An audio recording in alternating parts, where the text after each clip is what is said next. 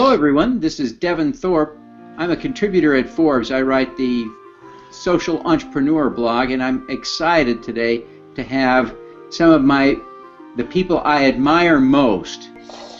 When my parents went into Lisa's gallery, they saw this photo and they brought it home to me, and I thought of me and my brother, and it made me really want to make a stand. Well, that photograph was made in Nepal, way up in the Himalayas, where young children are forced to carry stones that actually weigh more than they do. Devin, what I'll tell you is that it was serendipitous that we walked into that gallery. It was our first date weekend in years. We were blissfully unaware of this topic of modern-day slavery, and when we saw that photo, I'll tell you something. Lisa's work didn't make us merely feel compassion, it drove all of us to action. The reality is that people are being treated as property, as things, as tools to be used. And you don't treat a tool with kindness or charity. A tool is something that is easily abused. And that's the reality of modern-day slavery.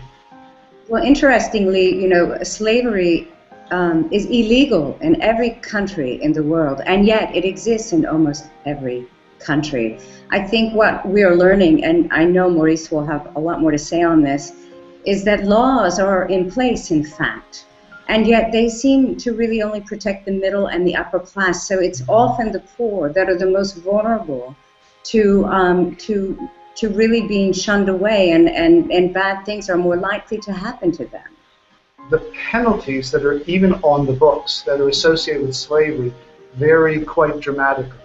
So one important point is to be sure that the sanctions, the penalties, are stiff enough to really raise the price to slavers and traffickers. So that's where some legal reform is needed. It's only through awareness that people understand what's occurring, and once people understand, they can't turn away. It's very simple. I think it was 12 years ago or so, Maurice, correct me if I'm wrong, when Free the Slaves had begun, and they were looking for funding and couldn't get it because nobody believed that it existed, that slavery existed. So it goes to show you that through media, through film, through images, seeing is believing, and once we see it, we have to carry it in our hearts that is existing, and we have to also carry it in our hearts that it's our personal responsibility to show up in the face of it.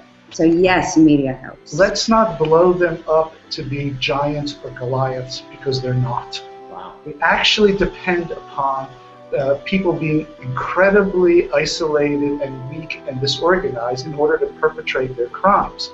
And so when people of goodwill sort of side with those who are being victimized and provide them with a modicum of resources, which is really all it takes, it's amazing how those people grasp the power of their own lives and rebuff those who are trying to victimize them. And that's our role, is to help empower those who are being preyed upon.